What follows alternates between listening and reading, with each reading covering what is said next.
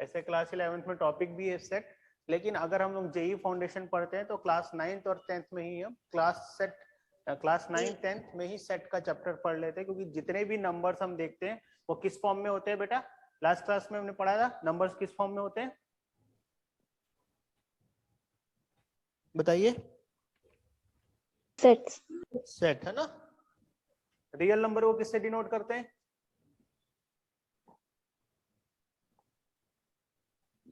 चलो नंबर से पहले हम सेट का डेफिनेशन देखते हैं। क्या होता है सेट का डेफिनेशन, बताइए?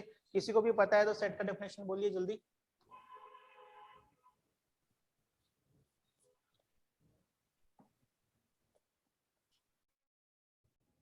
डे टू डे लैंग्वेज में सेट हम कैसे यूज करते हैं, बताइए? डे टू डे लैंग्वेज में हम लोग सेट कैसे यूज करते हैं?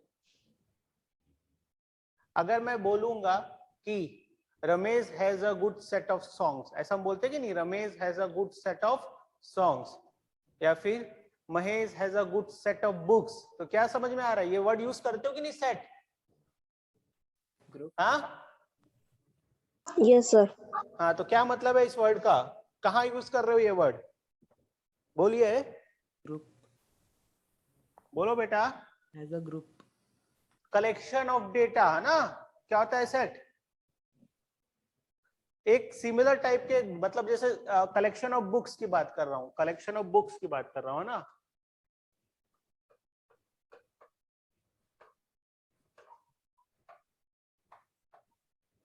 ठीक है, कलेक्शन ऑफ बुक्स की बात कर रहा हूं, तो मैं क्या बोल रहा हूं? Ramesh has a good set of books, तो कलेक्शन को ही हम सेट बोल रहे हैं, ठीक है ना? Collection of similar type of data, क्या कलेक्शन ऑफ, बोलो? Similar type of data. आवाज क्लियर है ना मेरी? ठीक है। Yes sir. तो ये हो गया हमारा डे टू डे लैंग्वेज में या नॉर्मल हम जो सेट को यूज करते हैं। बस मैथमेटिक्स में थोड़ा सा चेंज है। ये जैसे मैं बोलूंगा, ठीक है, जैसे मैं बोलूंगा Ramesh has a good set of recipes, तो उसके पास किस चीज की रेसिपी है, क्या हम बता सकते हैं? कौन सी क्लास?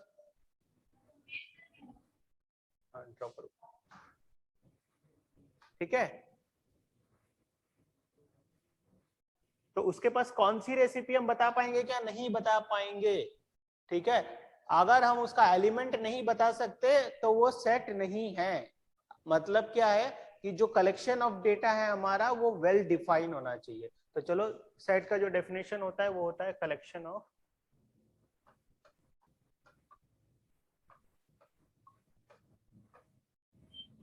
Well defined data. ये लिखो, चलो नोट करो, collection of well defined data. ठीक है, वेल डिफाइंड पे स्ट्रेस है यहाँ पे, वेल डिफाइंड को समझना है। वेल डिफाइंड का मतलब, जैसे मैं बोल रहा हूँ नेचुरल नंबर, तो नेचुरल नंबर सबको पता है कि 1, 2, 3, 4, तो ये यूनिवर्सली डिफाइंड है, दैट इज वेल डिफाइंड। ठीक है ना? अगर मैं आपसे पूछूंगा कि नेचुरल नंबर क्या है, तो जो भी बच्चा पढ़ चुका है, क्लास 6 वाला बच्चा भी बताएगा, 7th का बच्चा भी बताएगा, किसी दूसरे स्कूल में जाके भी पूछेंगे तो नेचुरल नंबर यही बताएगा। ठीक है ना? 1, 2, 3, 4 up to infinite counting numbers को हम नेचुरल नंबर बोलते हैं। पता है ना ये बात? Yes sir. Yes sir. तो वेल डिफाइन, ये वेल डिफाइन है। अगर मैं बोलूंगा, ठीक है, क्या Ganesh has a good set of numbers, तो उसके अंदर कौन से नंबर्स है हम नहीं बता सकते, इसको हम एलिमेंट्स बोलते हैं। जहां पर हम एलिमेंट्स नहीं बता सकते वो वेल डिफाइन नहीं है, जहां पे हम एलिमेंट्स बता सकते हैं वो वेल डिफाइन है। बात क्लियर है? यस। तो मैथमेटिक्स में सेट किसको बोलते हैं? Collection of well defined data. जैसे मैं लिखूंगा set of rivers, set of rivers, ये सेट होगा क्या? बताओ, सेट ऑफ रिवर्स सेट है? No sir. है। क्यों है?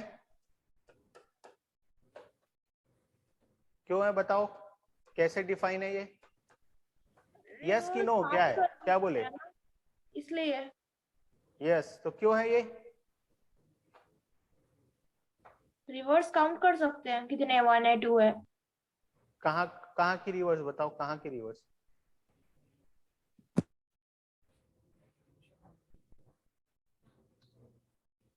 अब यहाँ पे बोला नहीं है ना कि वर्ल्ड में, कि अमेरिका में, कि यूरोप में, कि इंडिया में, ऐसा नहीं बोला है। तो यहाँ पर मैसेज क्लियर नहीं है ना, कलेक्शन क्लियर नहीं है, ये कौन सा कलेक्शन है ना, तो ये सेट नहीं है। अगर मैं इसको ऐसा लिखूंगा सेट ऑफ इंडियन रिवर्स, तब ये सेट होगा। ठीक है, बात क्लियर है अभी? Yes, sir. अब इंडियन रिवर्स मतलब हमारा सेट क्लियर है।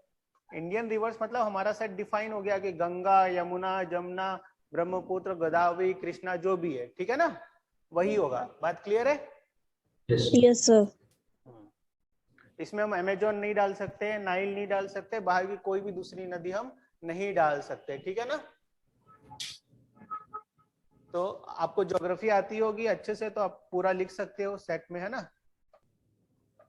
अच्छा, मैं हर बार ऐसे ही क्यों लिख रहा हूँ, या आपने 9th या 10th में देखा होगा कि नंबर्स ऐसे ही लिखते हैं। ऐसा क्यों लिखते हैं? क्योंकि सेट को लिखने का ये तरीका है, ठीक है, सेट को लिखने का यही तरीका है। अच्छा, इसमें ऐसा लिख देते हैं, बहुत से बच्चे ऐसा लिख देते हैं, मिसकंसेप्ट है ना, ऐसा नहीं लिखना है। इनफिनाइट को हम अंदर नहीं लिख सकते, ये गलत वे है, रॉन्ग वे ऑफ राइटिंग है, ठीक है ना।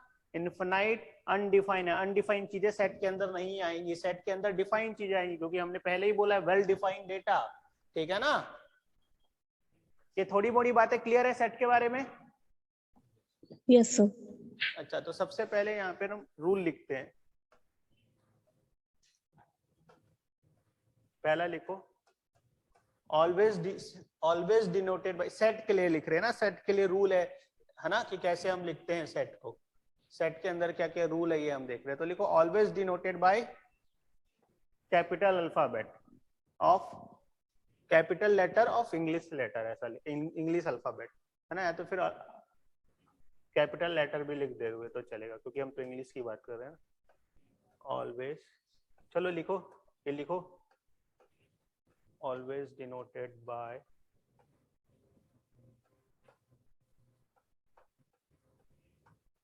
सेट। जानना हमको बहुत जरूरी है ना, सेट लैंग्वेज है मैथ्स का, ठीक है ना। हम जो भी चैप्टर आगे पढ़ेंगे उसमें यूज होता है, कहीं पर ऐसा लिखा रहता है x belongs to natural number, तो ये हमको पता होना चाहिए। x belongs to real number, तो ये हमको पता होना चाहिए। इंटरवल पढ़ते हैं, x बिलोंग्स टू 1,4, ये सब का मतलब इंटरवल बताऊंगा अभी मैं, लेकिन ये पहले सेट जानना पड़ेगा हमको, है ना। अभी तक हम देखें कि नेचुरल नंबर ऐसे लिखते हैं, रियल नंबर ऐसे लिखते हैं, लेकिन क्यों नहीं पता है, तो ये हमको समझना पड़ेगा, तभी हम नंबर को और अच्छे से समझ पाएंगे, ठीक है। लिख लिए ये always denoted by capital letter of English alphabet, लिख लोगे क्या? चलो मैं लिख देता हूं आप लोगों के लिए।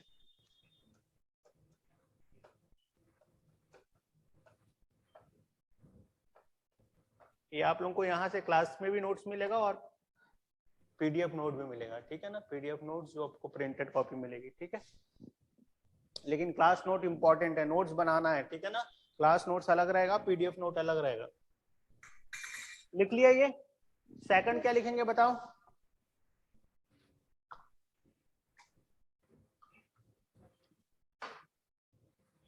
अच्छा, सेकंड हम देख रहे हैं कि ये जो है ना, ये एलिमेंट्स है, बताया था ना, ये जो भी हम इसके अंदर लिख रहे हैं ये क्या है?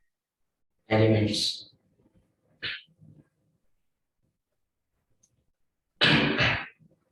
ये देखे हो ना, हमेशा इस ऐसे ब्रैकेट के अंदर ही लिखते हैं, ये देखे हो? हाँ,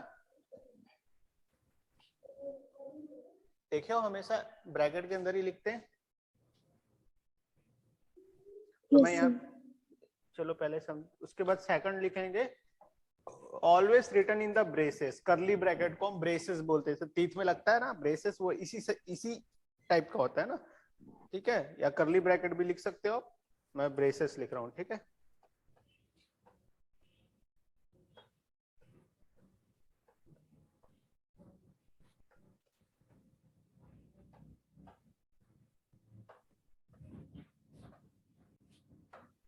always written in the braces. तो जेई के मैथ्स के लिए बहुत इंपॉर्टेंट है हमको, हम ये जेई फाउंडेशन में हम इसको पढ़ते हैं, जो आज अब अभी पढ़ रहे हो। अगर आप जेई फाउंडेशन किए हो आप लोग कोचिंग में, पढ़ चुके हो गया ये टॉपिक कि नहीं पढ़े हो? जो पढ़ चुका है टॉपिक हैंड रेज करके बताओ बेटा। अच्छा, कोई नहीं पढ़ा है, सभी के लिए नया है ये। लेकिन हम लोग जेई फाउंडेशन में, इसलिए बच्चों को जेई फाउंडेशन में आना चाहिए। 9th 10th से आओ, 9th 10th से आओ, ये सारी चीजें हम 9th 10th की चीजें हैं हमारे लिए, ठीक है। Always written in the braces हो गया। थर्ड, नंबर जो क्लासिफिकेशन ऑफ नंबर पढ़ते हैं ना, रियल नंबर आता है कि नहीं क्लासिफिकेशन, उसके बाद रैशनल इरेशनल, उससे पहले हम सेट पढ़ते हैं, तो हमको पता रहे कि क्यों क्यू। अच्छा ये बताओ रियल नंबर को किससे डिनोट करते हैं, कौन बताएगा? रियल नंबर को किससे डिनोट करते हैं जल्दी? Sir R. Capital R. उसके बाद रैशनल नंबर को किससे डिनोट करते हैं? R capital Q. Capital Q. R, ये बच्चे बहुत से बच्चे गलती करते हैं, रैशनल आ रहा है तो आर याद रखना है, रियल आर ले लिया तो फिर आर नहीं ले सकता, इसलिए रैशनल के लिए क्यू यूज कर रहे हैं। इंटीजर को किससे डिनोट करते हैं? I, capital Z. Z.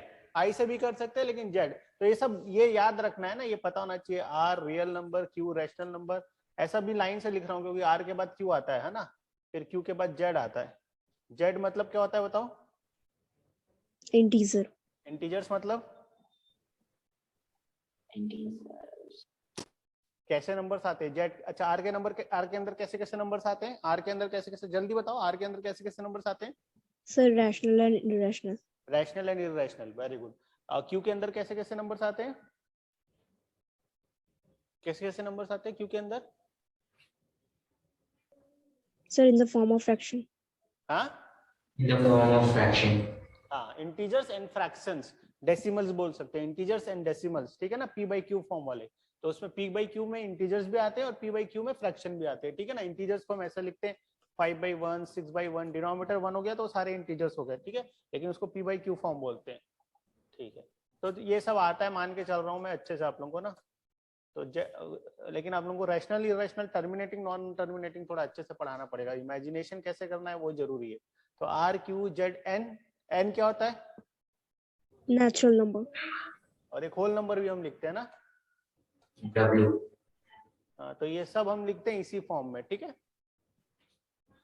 Third point क्या लिख रहे थे हम? Element separated by comma.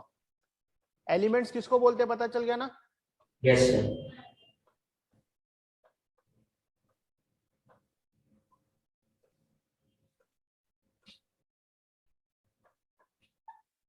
लिख लो, elements are separated by commas. 3 लिख लिया, आगे और लिखेंगे, ठीक है ना। ये हो गया नोट के, स्लाइड आगे कर सकता हूँ? Yes, sir. सभी ने नोट कर लिया? Yes, sir.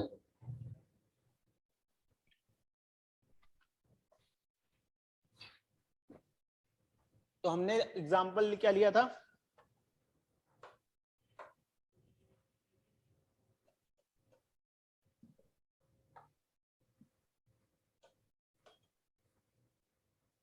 Set of Indian reverse, है ना।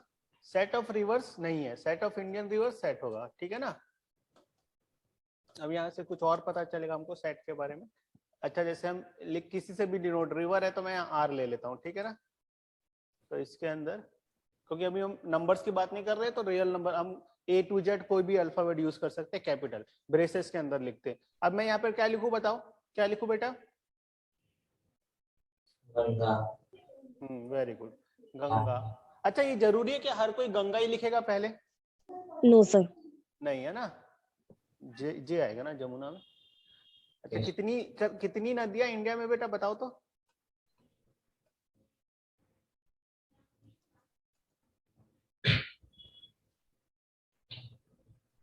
कितनी नदियां बताओ?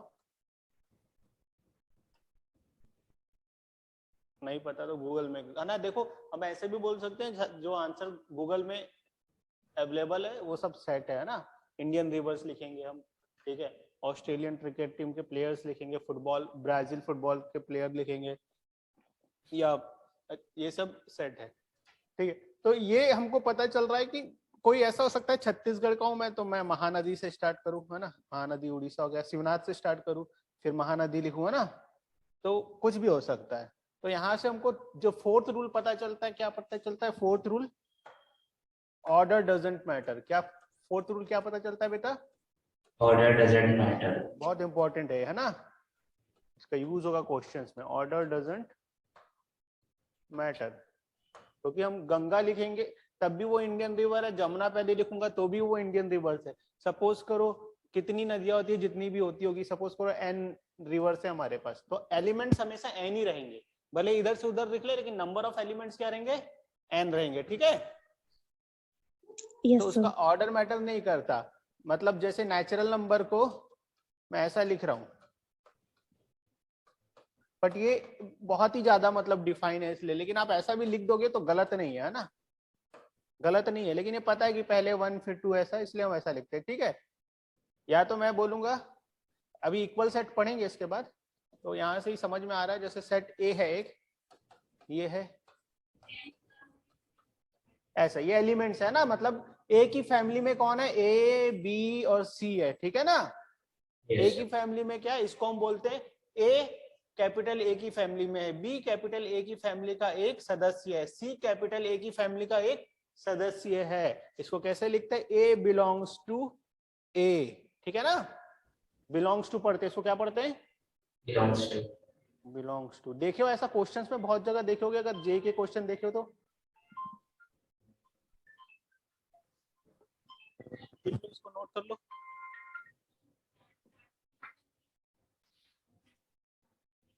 ठीक है ना।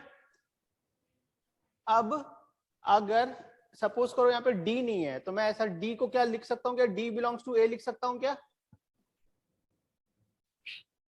No, sir. नहीं लिख सकता हूँ, क्यों नहीं है, तो इसको मैं ऐसा कट कर देते, इसको पढ़ते डज नॉट बिलोंग्स टू, क्या पढ़ते हैं, Does not belongs to. ये नोट कर लो, इंपॉर्टेंट चीजें, ठीक है ना। तो इसको पढ़ेंगे बिलोंग्स टू, इसको पढ़ेंगे डज नॉट बिलोंग्स टू, ठीक है।